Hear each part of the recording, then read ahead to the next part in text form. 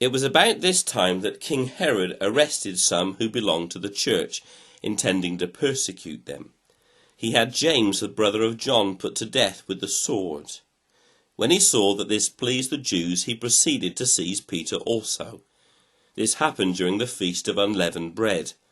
After arresting him, he put him in prison, handing him over to be guarded by 4 squads of 4 soldiers each. Herod intended to bring him out for public trial after the Passover. So Peter was kept in prison, but the church was earnestly praying to God for him.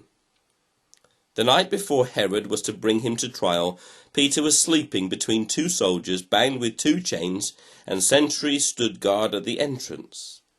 Suddenly an angel of the Lord appeared, and a light shone in the cell. He struck Peter on the side and woke him up. "Quick, get up," he said, and the chains fell off Peter's wrists.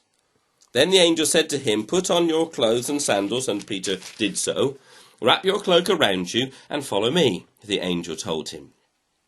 Peter followed him out of the prison, but he had no idea that what the angel was doing was really happening. He thought he was seeing a vision. They passed the 1st and 2nd guards and came to the iron gate leading to the city. It opened for them by itself, and they went through it. When they had walked the length of one street, suddenly the angel left him. Then Peter came to himself and said, "Now I know without a doubt that the Lord sent his angel and rescued me from Herod's clutches and from everything the Jewish people were anticipating." When this had dawned on him, he went to the house of Mary, the mother of John, also called Mark, where many people had gathered and were praying.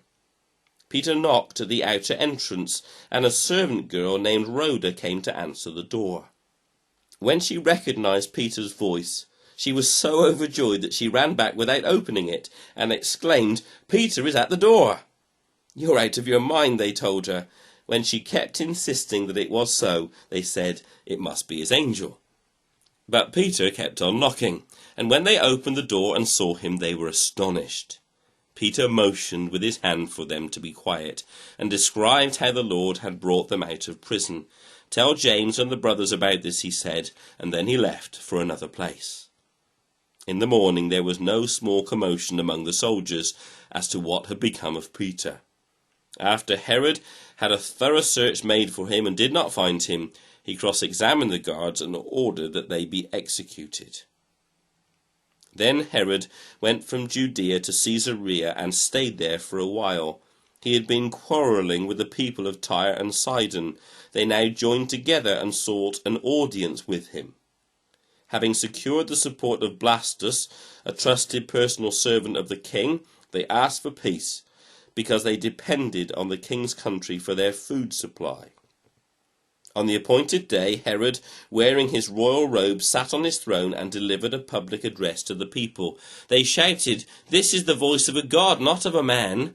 Immediately, because Herod did not give praise to the Lord, an angel of the Lord struck him down, and he was eaten by worms and died. But the word of God continued to increase and spread. When Barnabas and Saul had finished their mission, they returned to Jerusalem, taking with them John, also called Mark.